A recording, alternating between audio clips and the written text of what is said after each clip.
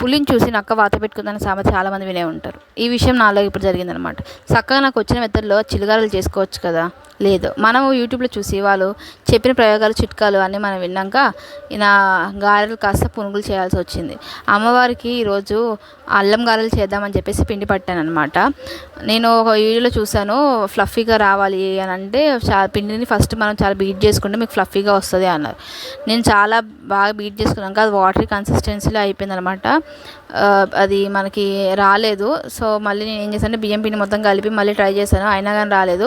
ఎలాగోలా కష్టపడి ఒక 2 గారెలు అయితే వచ్చాయి. దాని తర్వాత అమ్మవారికి ఆ 2 గారెలు అండ్ వేసేసి ప్రసాదం పెట్టేసి మొక్కుకున్నాను. మిగతా పిండి మొత్తం తీసుకొని నేను పునుగులు చేసేసాను అనమాట. అండ్ మీరు కూడా ఎప్పుడైనా సరే చెప్పిన చిట్కాలు ఫాలో అయ్యి మీకు సరిగ్గా రానివి ఏమైనా వంటలు ఉన్నాయా?